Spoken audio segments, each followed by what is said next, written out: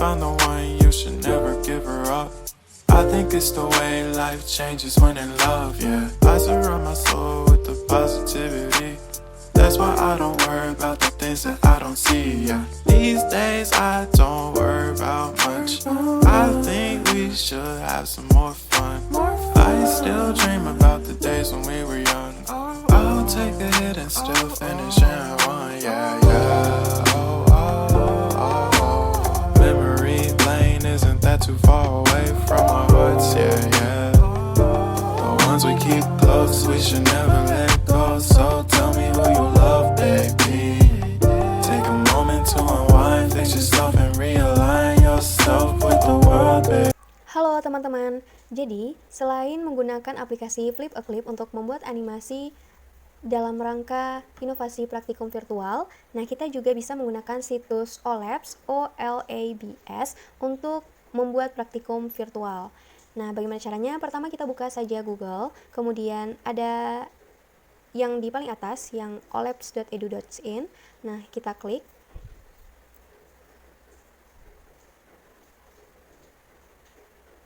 Nah, tampilan pertamanya seperti ini ya teman-teman. Oh ya, selain menggunakan smartphone, teman-teman juga bisa menggunakan laptop. Nah, kita bisa drag. Jadi di sini ada pilihannya untuk praktikum virtual fisika, kimia, biologi, matematika, dan juga bahasa Inggris. Oke, karena kita akan melakukan praktikum virtual biologi, maka kita klik di bagian biologinya. Nah, di sini bisa kita lihat teman-teman ada banyak sekali praktikum virtual yang bisa kita coba. Nah, banyak sekali ya teman-teman. Oke, karena Damira mengambil topik mengenai mekanisme kerja enzim, maka kita cari yang praktikum virtual mengenai mekanisme kerja enzim. Nah, di sini ada yang action of salivary amylase on starch. Nah, kita klik. Nah, di sini ada banyak menu-menunya teman-teman. Ada menu teori di mana kita bisa belajar mengenai enzim amilase di sini yang ada di saliva. Kemudian ada juga menu-menunya yang lain ya teman-teman. Ada menu prosedur. Kalau kita buka itu ada yang effect of different temperatures on activity of salivary amylase on starch. Di sini ada materialsnya, ada cara kerjanya juga. Kemudian yang ada result dan conclusionnya juga. Kemudian ada effect of different pH on the activity of salivary amylase on starch. Sama di sini juga ada material dan juga caranya atau prosedurnya. Nah, untuk bagian yang dua sudah Damira bacakan tadi, yaitu mengenai perbedaan pH dan temperatur terhadap aktivitas enzim amilase dalam saliva. Itu bisa kita lihat di simulasinya teman-teman. Di bagian ini. Di bagian animasinya. Nah, kalau misalnya prosedur untuk yang bisa kita lakukan di bagian simulatornya yang ada di OLabs ini, itu ada di bagian simulator prosedur. Di sini sudah dikatakan as performed through the online labs. Nah, itu yang bisa kita lakukan di dalam simulatornya, yang bisa kita simulasikan. Nah, di sini ada yang simulasi, ada VivaFOS. Nah, di dalam VivaFOS ini ada berbagai macam pertanyaan yang bisa kita jawab. Tentunya ini akan menambah pemahaman kita juga. Oke, selanjutnya ada resource. Ini mengenai sumber apa saja yang digunakan, dan juga ada feedback. Nah, di dalam feedback ini kita bisa menanggapi bagaimana mengenai si situs ini. Bagaimana tanggapan kita terhadap situs tersebut. Nah, oke, selanjutnya kita pilih yang simulator ya teman-teman. Nah, di simulator ini kita bisa mencobakannya. Action of salivary amylase on starch. Nah, karena ini di smartphone kecil ya teman-teman, jadi kita ubah ke layar desktop terlebih dahulu.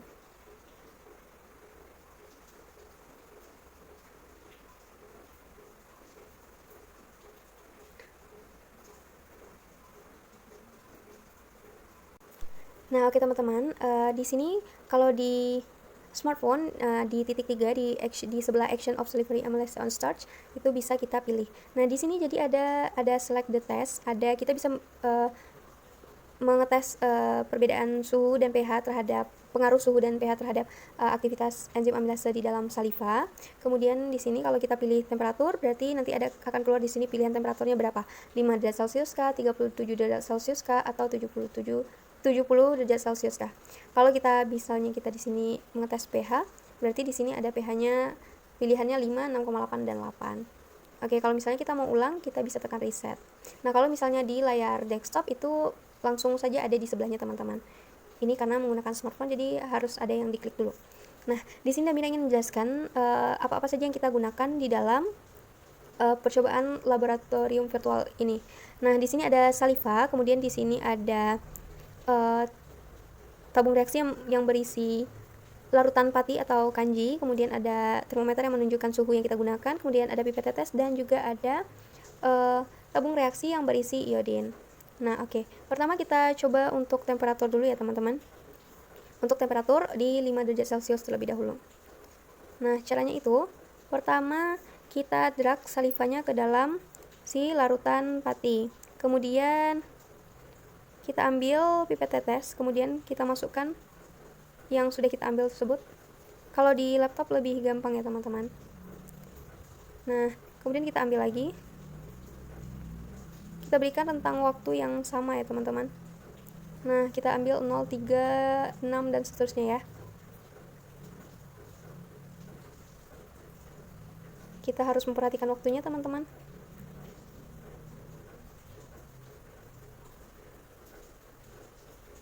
Percobaannya itu sama.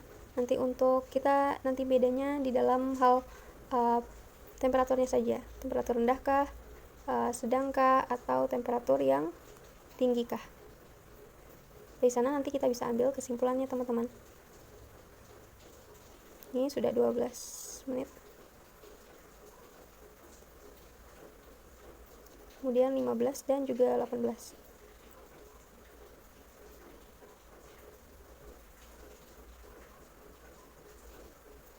Sebaiknya langsung diambil saja ya, teman-teman, di dalam pipet tetesnya. Jadi nanti waktu yang kita sudah tentukan di awal tidak berantakan. Oke, nah dari hasilnya itu bisa kita lihat bahwa ada perbedaan warna di menit-menitnya ya, teman-teman, dimana di sampai menit ke-9 itu masih menunjukkan perubahan warna, sedangkan di menit 12, 15, dan 18 atau di tabung reaksi E, F, G itu sudah menunjukkan warna yang tidak ada perubahannya lagi. Nah, oke, langsung kita tukar saja ke yang suhu 37 derajat Celcius. Nah, kemudian langkahnya sama seperti yang tadi. Salivanya kita drop ke larutan kanji, kemudian kita ambil pipet tetes, kita ambil campuran larutan kanji dan juga salivanya, kemudian kita masukkan ke tabung reaksi A, B, C, D, E, dan G. Kita berikan rentang waktu yang sama juga dengan yang tadi, 0, 3, dan seterusnya. Oh iya, teman-teman, ini seperti yang Damira sudah katakan, ini akan lebih gampang ya mendrag-drag alat-alat dan bahannya jika kita melakukannya di laptop. Sebenarnya tadi Damira juga sudah merekamnya di laptop, namun tidak bisa ke capture, teman-teman.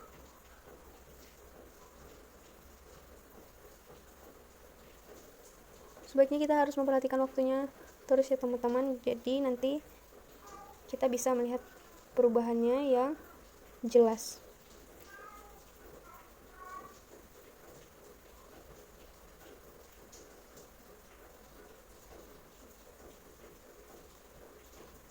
Nah, sebenarnya dari sini saja sudah dapat dilihat ya, teman-teman. Tadi di tabung EFG yang baru warnanya tidak berubah, sedangkan di suhu 37 derajat Celcius itu warnanya sudah konstan atau tidak berubah di yang tabung reaksi C. Nah, dari sana saja kita sudah dapat melihat perbedaannya. Kemudian kita tukar ke suhu yang tinggi atau 70 derajat Celcius. Nah, sama caranya dengan yang tadi.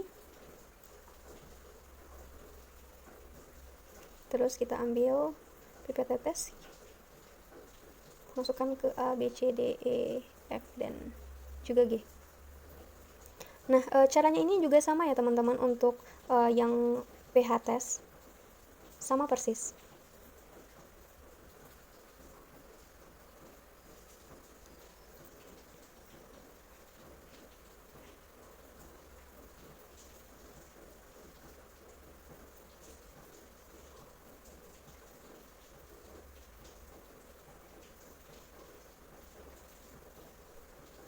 Tinggal E, F, dan G. Nah, dari sini juga kita bisa lihat nih, teman-teman, bagaimana perbedaannya.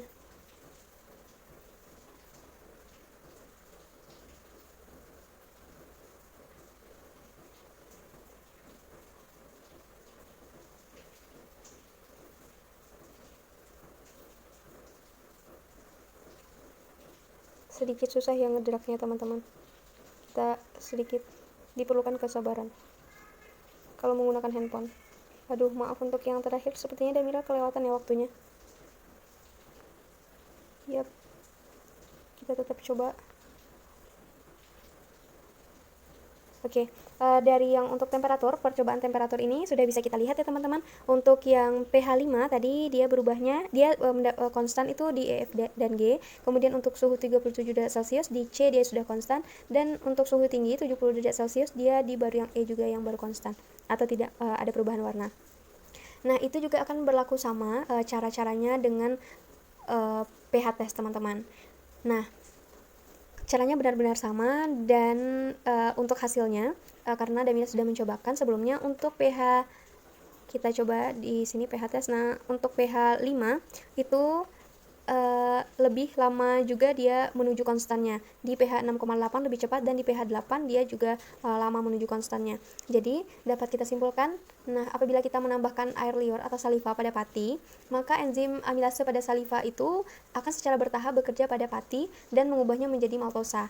Nah, pati itu terus memberi warna biru dengan iodin hingga tercerna sempurna menjadi maltosa. Nah, pada titik ini tidak ada warna biru yang terbentuk. Nah, itu yang dinamakan dengan titik akromik. Nah, perubahan warna yang terjadi pada setiap menitnya itu dicatat dari warna biru ke coklat-coklatan sampai tidak diperlihatkan lagi perubahan warna. Nah, saat reaksi iodin tidak lagi positif, nah seperti yang Damira bilang, itu adalah titik akromatiknya. Di mana titik akromatik itu merupakan suatu keadaan yang reaksi iodinnya itu tidak lagi memperlihatkan perubahan warna karena enzim amilasenya telah menghidrolisis pati menjadi maltosa maupun glukosa. Nah, dari praktikum yang sudah kita laksanakan, berarti kita ambil kesimpulan bahwa pada temperatur 37 derajat Celcius lah kerja enzim amilase itu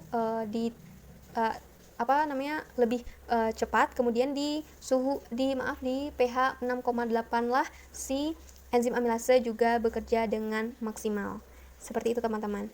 Semoga ini dapat menambah pengetahuan kita semua. Terima kasih telah menonton. Wabillahi taufiq wal hidayah. Wassalamualaikum warahmatullahi wabarakatuh.